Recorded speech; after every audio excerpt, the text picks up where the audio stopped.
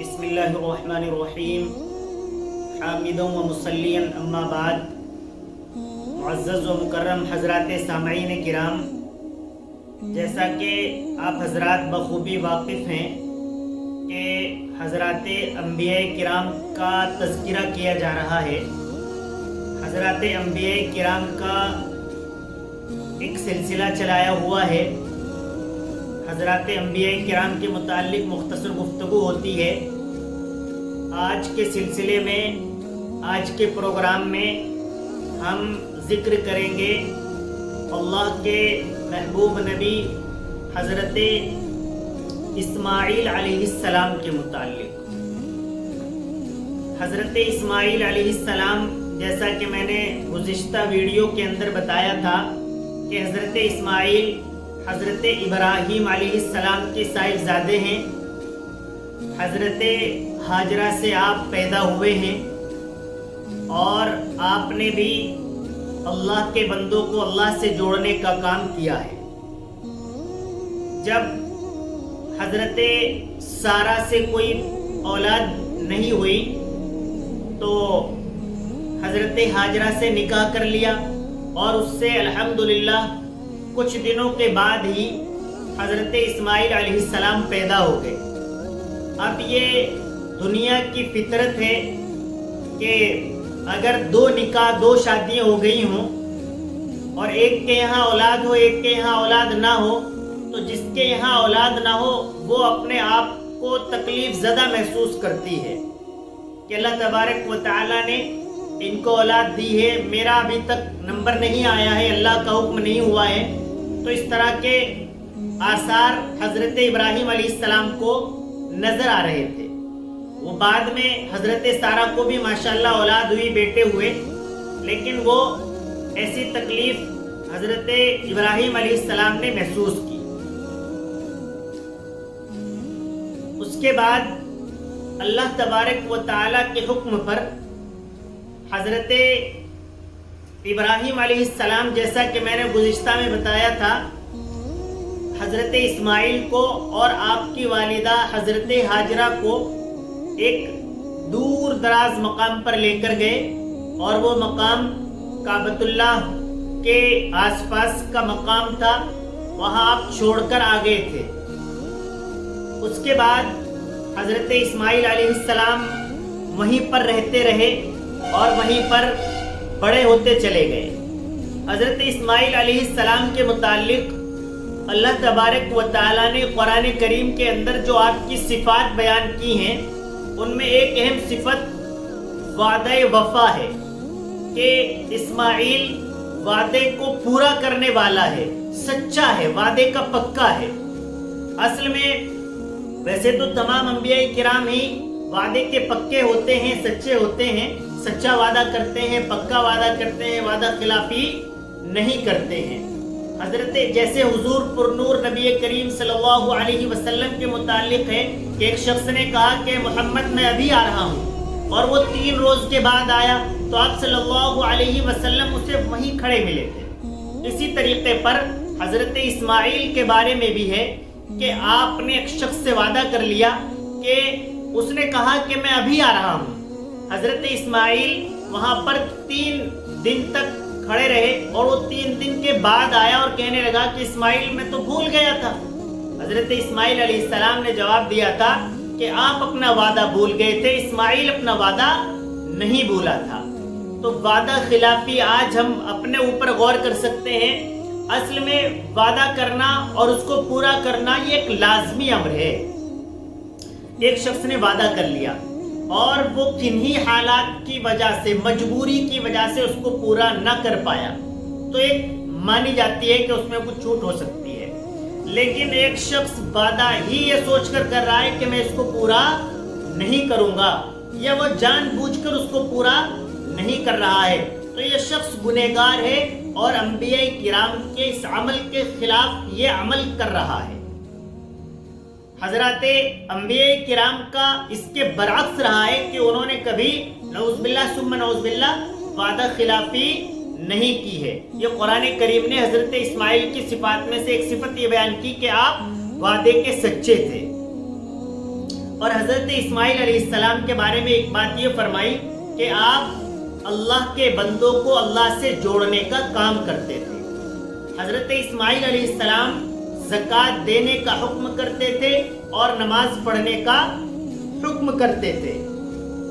نماز پڑھنا یہ اللہ تبارک و تعالیٰ کے حقوق میں ہے، اللہ کو راضی کرنے کی بات ہے، اور زکوٰۃ دینا یہ بندوں کے حقوق میں ہے، بندوں کی آپسی مساوات، برابری، آپسی محبت کو بڑھاوا دیتا ہے۔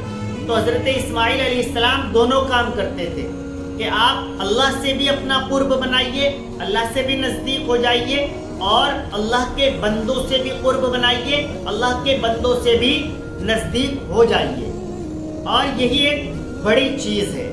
اصل میں ہم بندوں کی حقوق کیا ادا کریں، ہم بندوں کی حقوق کو پامال کرتے ہیں۔ ہم اپنے بھائیوں کے حصے میں ڈاکہ زنی کرنے کی کوشش کرتے ہیں کہ یہ بھائی کو کم حصہ مل جائے، مجھے زیادہ مل جائے۔ ہم اپنی بہنوں کی وراثت کھا جاتے ہیں تو دوسروں کا حق ادا کرنے والے کہاں بن سکتے ہیں؟ ہماری بہنوں کا ہمارے اموال میں جو حصہ رکھا گیا ہے ہم کبھی سوچتے ہی نہیں۔ بہت سارے مسلمان ہیں جو اپنی بہنوں کو حصہ نہیں دے رہے، بلکہ بہنیں کچھ ہیں جو لڑائی لڑ رہی ہیں اس بات کی کہ بھائی ہمیں حصہ دیں، کیونکہ یہ شریعت بھی کہتی ہے اور سماج اور عدالت بھی کہتی ہے کہ آپ کی بہنوں کا آپ کے اموال میں حصہ ہے۔ اس کے علاوہ بھی ہم لوگوں کے حقوق کھا رہے ہیں۔ مثال کے طور پر ہم دھوکہ کر رہے ہیں، دھوکے سے اپنے بھائی، اپنے دوست، اپنے بزنس پارٹنر کا مال ہڑپ لینا چاہتے ہیں، یا ہم جھوٹ بول کر مال بیچ رہے ہیں، اس میں ہم مال جھوٹ بول کر یا ملاوٹ کر کے جو بیچ رہے ہیں وہ بھی لوگوں کے حقوق کھا رہے ہیں۔ تو ہمیں لوگوں کے حقوق کی ادائیگی کرنے والا بننا چاہیے، اپنے ماں باپ کا حق ادا کرنے والا بننا چاہیے، اپنی بیوی بچوں کا حق ادا کرنے والا بننا چاہیے، اپنی بہنوں کا حق ادا کرنے والا بننا چاہیے، اپنے رشتہ داروں کا حق ادا کرنے والا بننا چاہیے، اور اپنے حق کو معاف کرنے والا اور کسی دوسرے کے حق کو بالکل نہ کھانے والا ہمیں بن جانا چاہیے۔ اللہ تبارک و تعالیٰ کے آپ پسندیدہ بندے ہیں۔ یوں تو تمام انبیاء کرام پسندیدہ ہوتے ہیں، لیکن اللہ تبارک و تعالیٰ نے خصوصی طور پر حضرت اسماعیل کے لیے فرمایا کہ آپ میرے پسندیدہ بندے ہیں۔ اور اللہ تبارک و تعالیٰ نے حضرت اسماعیل کو آداب فرزندی بہت خوبصورت انداز میں سکھائے تھے۔ آپ چھوٹے بچے تھے تب بھی اللہ کی وحدانیت کو خوب دل سے مانتے اور بڑا احترام کرتے۔ اللہ تبارک و تعالیٰ نے آپ کو بچپن ہی میں بہت ساری خوبیوں کا مالک بنایا تھا۔ جب حضرت ابراہیم علیہ السلام کو حکم ہو گیا کہ آپ اپنے بیٹے کو میری راہ میں قربان کر دیں، اور آپ نے حضرت اسماعیل سے اس کا ذکر کیا کہ اے اسماعیل، اللہ تبارک و تعالیٰ کا حکم ہے کہ آپ کو میں اللہ کی راہ میں قربان کر دوں، تو حضرت اسماعیل کا جواب یہ تھا کہ اے والد گرامی، آپ اس میں جلدی کیجئے، اگر اللہ تبارک و تعالیٰ نے میری قربانی مانگی ہے تو میں تیار ہوں، اور آپ مجھے انشاءاللہ تعالیٰ صابرین میں سے پائیں گے، صبر کرنے والوں میں سے پائیں گے۔ اور کیسے آداب فرزندی؟ جب حضرت ابراہیم علیہ السلام لے کر چلے اور قربان گاہ پہنچے تو کہا اے والد گرامی، آپ میرے ہاتھوں کو، میرے پیروں کو رسی سے مضبوطی کے ساتھ باندھ دیں، کہیں میں ذبح ہوتے وقت پھڑپھڑا نہ جاؤں، ہلنے ڈلنے نہ لگوں، جس سے آپ کے دل کے اندر کوئی رحم آ جائے اور آپ میرے ذبح کرنے سے، میرے اللہ کی راہ میں قربان کرنے سے کچھ آپ کے دل کے اندر کوئی تردد پیدا نہ ہو جائے۔ کیسے آداب فرزندی؟ کہا اے والد گرامی، جب آپ مجھے ذبح کریں گے تو آپ مجھے سیدھا نہ لٹائیے گا، بلکہ آپ مجھے الٹا لٹا دیجیے گا، تاکہ آپ کی اور میری نظریں نہ ملیں، آپ میرے چہرے کو نہ دیکھ پائیں، کہیں میرے چہرے کو دیکھ کر آپ کے دل میں جو پدری، جو باپ کی محبت ہوتی ہے وہ جاگ نہ جائے اور وہ آپ کو قربان کرنے میں ہلکا پھلکا تردد پیدا کر دے۔ کیسی آداب فرزندی؟ اے والد گرامی، آپ جب مجھے ذبح کریں گے تو آپ اپنے کپڑوں کو سمیٹ لینا، کہیں میرے خون کی چھینٹیں آپ کے دامن کو نہ لگ جائیں اور اسے میری والدہ دیکھ لیں اور میری والدہ کو اس سے تکلیف ہو۔ ایسے آداب فرزندی، ایسی محبت اللہ کی اور اللہ کی راہ میں اپنے آپ کو قربان کرتے ہیں۔ یہ حضرت اسماعیل علیہ السلام کی خصوصیات تھے. پھر آپ بڑے ہو گئے. بڑے ہونے کے بعد آپ نے نکاح کر لیا. آپ نے پہلا نکاح عمارہ بنت سعد سے کیا. آپ اسے لے کر رہنے لگے. حضرت ابراہیم علیہ السلام حضرت اسماعیل کے ساتھ نہیں رہتے تھے، لیکن کبھی کبھی آتے تھے ملاقات کی غرض سے، زیارت کی غرض سے، اپنے بچوں کو دیکھیں کہ کس حال میں رہتے ہیں. تو ایک مرتبہ حضرت ابراہیم علیہ السلام تشریف فرما ہوئے. اس وقت حضرت اسماعیل کہیں گئے ہوئے. کنڈی کھٹکھٹائی. کہا کون؟ کہا میں مہمان آیا ہوں. کہا آپ کون ہیں؟ کہ میں اسماعیل کی بیوی ہوں، ایلیا ہوں. معلوم کیا کہ اسماعیل کہاں گئے ہیں؟ کہا وہ تو باہر گئے ہیں. اور ساتھ ساتھ کئی ایک جملے کسے کہ وہ باہر گئے ہیں، کھانے کا انتظام بھی کر کے نہیں جاتے، پیسوں کا کوئی نظم نہیں کرتے ہیں، اچھی زندگی نہیں گزارتے ہیں. حضرت اسماعیل کی کئی ایک برائیاں بیان کی. حضرت ابراہیم علیہ السلام نے فرمایا کہ جب وہ آئیں ان سے کہہ دینا کہ چوکھٹ کو بدل دے. حضرت اسماعیل علیہ السلام واپس آئے. بیوی نے بتایا کہ ایک مہمان آئے تھے اور انہوں نے کہا کہ چوکھٹ کو بدل دے. حضرت اسماعیل علیہ السلام فوراً سمجھ گئے کہ والد گرامی آئے تھے اور اس میری بیوی نے کوئی برائی کی ہوگی، اس بیوی کو تبدیل کرنے کا حکم دے کر مجھے گئے. حضرت اسماعیل علیہ السلام نے اس پہلی بیوی کو طلاق دے دی. پھر اس کے بعد حضرت اسماعیل علیہ السلام نے دوسرا نکاح کیا ہے سیدہ بنت مزاز سے. پھر کچھ دنوں کے بعد حضرت ابراہیم علیہ السلام اس گھر پر تشریف فرما ہوئے. پھر کنڈی کٹکھٹائی. معلوم کیا اسماعیل کہاں ہے؟ کہا حضرت کیا اسماعیل تو کہیں گئے ہوئے ہیں، لیکن آپ تشریف لائیے، بیٹھیے، پانی پیجیے.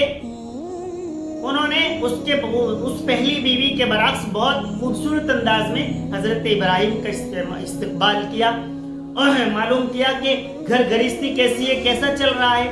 بتایا بہت اچھے ہیں، اللہ کا شکر ہے، کھانے پینے کی کوئی پریشانی نہیں ہے،